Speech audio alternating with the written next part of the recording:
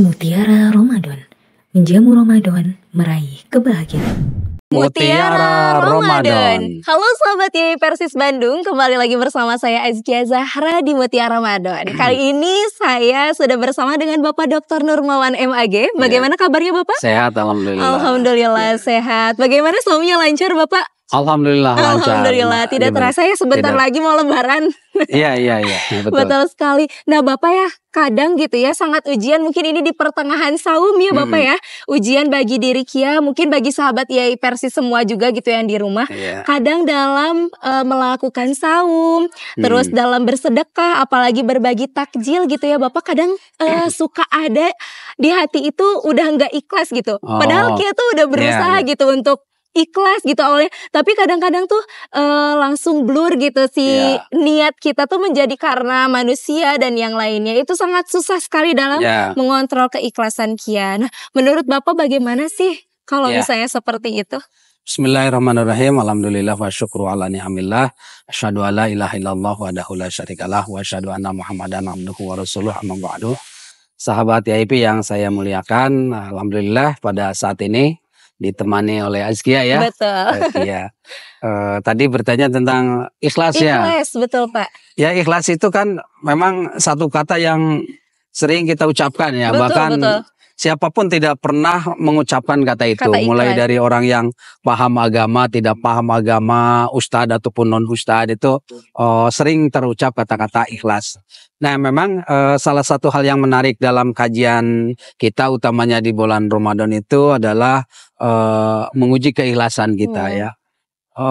Ikhlas itu memang banyak definisinya, tapi kalau saya baca-baca intinya ikhlas itu kan segala sesuatu yang kita lakukan itu hanya untuk Allah. Untuk Allah semuanya. Itu sudah kalau menurut saya sederhana lah. Segala sesuatu hanya untuk Allah. Nah, ini persoalan ikhlas ini memang mengapa segala sesuatu hanya untuk Allah.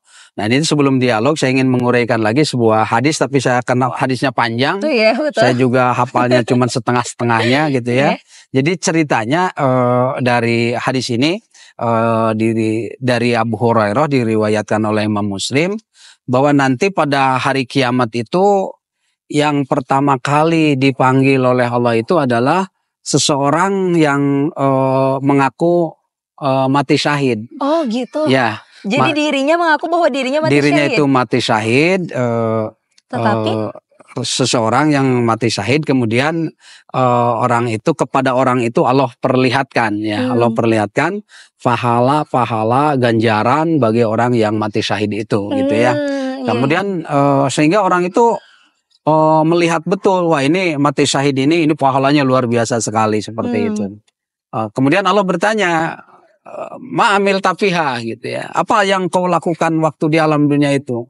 Kata orang itu, kotal tupika hatta ustushidu. Saya berperang di jalanmu ya Allah sehingga aku mati syahid. Nah gitu. Tapi apa kata Allah itu? Kata Allah itu, kadzabta walakinnaka qatalta li ayyuqala jariun. Engkau telah berdusta kata Allah karena engkau berperang di jalan Allah sampai mati syahid itu.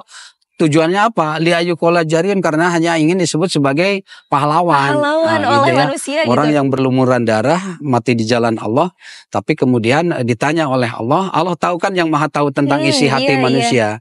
Ya, ternyata orang itu mati di jalan Allahnya itu adalah karena ingin disebut sebagai pahlawan gitu ya. Maka kata Allah, engkau sudah mendapatkan gelar pahlawan seperti itu. Tapi bukan itu yang saya inginkan kata Allah. Sehingga orang itu ditarik wajahnya dan dilemparkan ke dalam api neraka. Orang yang mati syahid ya. Ada ya. Yang kedua itu adalah orang yang menuntut ilmu. Kemudian dia mengajarkan ilmu itu kepada yang lain gitu ya. Dan juga orang yang membaca Al-Quran. Kemudian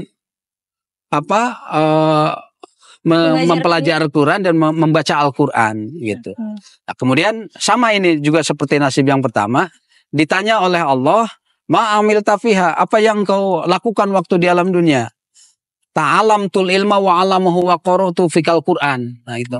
Saya senantiasa menuntut ilmu dan membaca ayat suci Al-Quran. Nah, Apa jawab Allah itu? Ya ini merinding juga ini. Merinding juga. Kadzabta. Ini Gimana? seorang yang menuntut ilmu, mengamalkan ilmu, bacanya kemudian gitu. baca Al-Qur'an gitu ya. Tapi kata Allah kadzabta gitu ya. Astagfirullah. Kenapa? Walakinnaka ta'allamtal ilma li ayyuqala alimun wa qara'tal Qur'an li ayyuqala qari'un. Karena engkau menuntut ilmu lalu mengamalkan ilmu itu supaya engkau disebut sebagai orang alim. Nah, dan juga engkau membaca Al-Qur'an itu supaya disebut sebagai qari gitu ya. Jadi coba bayangkan. Nah, kemudian nasib orang yang seperti ini juga sama seperti yang tadi. Ditarik wajahnya dan kemudian dilemparkan ke dalam api neraka gitu. Kemudian yang keempat itu adalah seseorang yang dikaruniai oleh Allah banyak harta. Kemudian hartanya itu diinfakkan, dikeluarkan di jalan Allah gitu ya.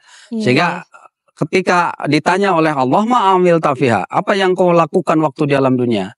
Saya menginfakkan harta saya di jalan yang kau ridho sampai habis gitu. Tapi apa jawab Allah?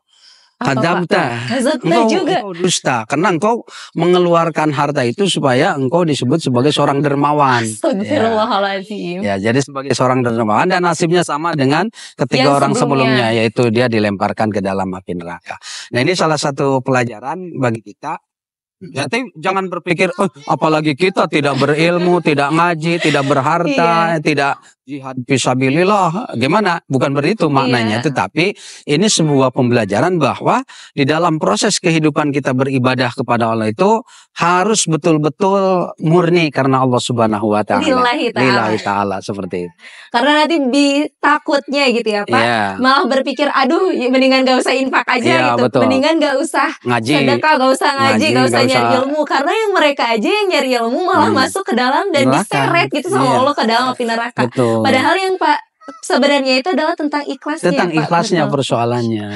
Tapi kadang kesulitan itu kan suka melanda nih ya Pak. Apalagi kalau misalnya dalam di bulan Ramadan ini gitu ya. Nah, bagaimana sih mungkin sahabat IAI Persis di rumah juga biar semuanya itu karena lillahi ta'ala gitu. Ya, gini. Jadi ada dua penyakit hati di dalam diri manusia itu yang dua penyakit hati. Ya, yang sangat susah untuk dihilangkan. Oh, apa itu Pak? Penasaran? Penasaran. Jangan-jangan dan itu bisa melanda kepada semua orang. Termasuk orang selevel apapun ilmunya, itu dua hal ini bisa kena penyakit dua hati ini. Yaitu riya dan iri. Riya dan iri. Penjelasannya gini. Riya adalah orang yang memiliki misalnya kelebihan baik ilmu, harta, infak, sedekah, kekayaan dan sebagainya, kepamoran, jabatan, maka sering menjadikan itu orang itu lebih mudah tergoda untuk memiliki sikap riya. Ya, jadi ujiannya di situ. Kemudian kalau iri adalah orang lain ada di dalam kesuksesan atau keunggulan segala macamnya, lalu dia memiliki sikap iri. Itu sesuatu hal yang sangat susah. Bahkan dalam satu riwayat lain menyatakan bahwa sekaliber seorang alim pun kadang-kadang menghindari rasa riya dan iri itu sesuatu hal yang sangat susah sekali. Nah, makanya saum ini melatih kita untuk menghilangkan sifat-sifat itu ya. Sifat itu termasuk sudah kategori sifat-sifat hayawaniyah dan syaitoniyah ya. Sifat iri hati, kemudian sifat riya itu. Coba yang ada nggak dalam kalau introspeksi di dalam diri Kia juga? Betul. Sudah selayaknya, sudah sepantasnya memakai pakaian seperti ini ya. Betul. Sudah matching. Tapi kemudian, kalau begini nanti kan akan lebih ini lagi. Karena itu kan sudah muncul kan benih-benihnya kan. Berarti kita tuh harus hati-hati juga ya Bapak hati-hati dengan itu. Meskipun dari segi pakaian gitu ya atau hal sekecil apapun gitu bisa mengundang ria. Dan atau pada saat yang bersamaan bisa mengundang orang lain. Jadi gitu Kia. Ya, jadi sifat riya dan iri ini ibarat dua sisi mata uang yang tidak bisa dipisah. Oh, gimana tuh Pak? Sangat melekat dalam diri manusia. Orang lain yang sukses, orang lain yang beruntung, orang lain yang menemukan kebahagiaan atau hal-hal lain yang menjadikan dirinya itu seperti itu, menimbulkan rasa iri di dalam.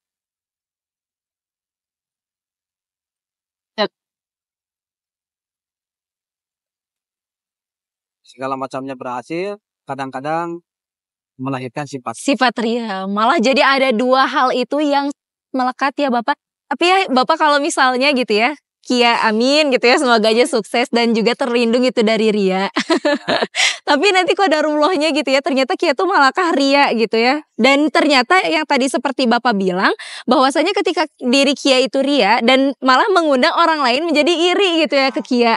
Jadi, nah kira-kira ya gimana sih biar Kia tuh nggak menurunkan sifat ria yang ada di dalam diri Kia gitu? Ya, pertama memang begini, harus dibedakan juga ya, ada antara personal branding, ria dan pencitraan. Oh iya, betul-betul. Karena zamannya ya Pak ya. Kalau sekarang profesi Kia itu sebagai reporter ya, sebagai seorang alis misalnya.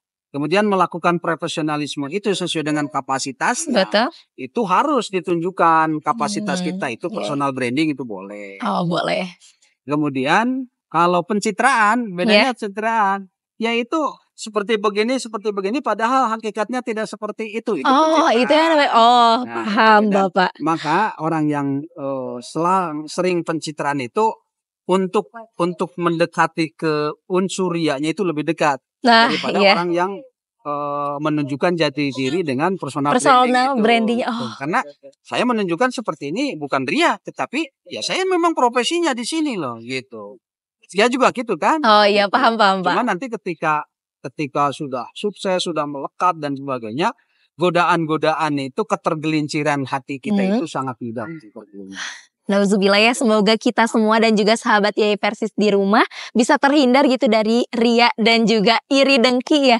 Dengar-dengar kalau iri dengki itu juga ada seperti api yang habis oleh kayu bakar itu ya Pak ya, betul ya Pak? Betul, jadi jauhilah olehmu dusta, iri hati dan sebagainya. Seperti itu. Karena amalan kita akan hangus ya Bapak ya dengan. Jadi kita harus lebih banyak terlatih bahagia ketika mendapatkan kebahagiaan orang lain. Harus menderita juga ketika di antara saudara kita ada yang menderita. Itu tanamkan kepedulian itu yang harus lebih penting di dalam jiwa kita ya Pak ya. Karena saum juga melatih kita supaya kita terhindar dari sifat-sifat hedonis ya. Hedonis lah. Untuk hanya senang dia hedon gitu dengan dirinya ya. Betul-betul. Kemudian juga kita membangun kepedulian sosial. Itu saja mungkin. Iya. Ngomong-ngomong tapi ya Bapak, kita bentar lagi bakalan Ramadan ya. Lebaran nih Pak. Nah di Lebaran ini kita juga suka ngelihat tentang hilal yang terjadi gitu. Nah itu gimana sih Pak? Karena kan banyak banget gitu perbedaannya, bagaimana? Ya gini, pertama hilal itu untuk menentukan batas untuk antara wilayah saum dan syawal gitu kan. Dilihat hilalnya seperti apa. Dan itu jelas dalam Al-Qur'annya kan ayyamam ma'dudat. Ayyamam ma'dudat itu artinya hari, batas-batas hari yang ditentukan. Ya, yang sering kali masalah itu di dalam penentuan hilal. Hilal. Padahal secara dalam banyak hal aspek-aspek fikih itu sering saja terjadi banyak perbedaan. Tapi tidak ribut ya. Iya. Tapi kalau ini suka diributkan. Nah ini kalau hilal itu atau menjelang Ramadan itu kaitannya kan dengan budaya. Betul. Ya. Kaitannya dengan makanan, dengan ketupat, opor gitu kan. Udah ikoniknya Lebaran. Jadi perbedaan di antara masyarakat kita ketika terjadi ada perbedaan masalah yang menyangkut fikih, saya pikir sudah biasa ya. Tetapi kalau udah hilal itu kan menyangkut ada aspek sosial budaya yang tersentuh di situ. Iya, gitu kan. betul. Masa ini ternyata kita sudah membuat opor ayam, sudah membuat ketupat gitu ya. Ternyata penentuannya malah besoknya. Nah, itu kan yang menjadi betapa penasarannya. Tapi kalau tidak ada budaya lebaran, tidak ada budaya lebaran, tidak ada budaya mudik, saya pikir tidak akan seheboh itu ya, seperti zaman sekarang. Masya Allah, luar biasa sekali. Baik sahabat Yai Persis di rumah, mungkin sekian ya Bapak. Terima kasih banyak atas ilmunya. Jazakallah khairan kasiran. Saya Azkir Zahra pamit undur diri. Wassalamualaikum warahmatullahi wabarakatuh.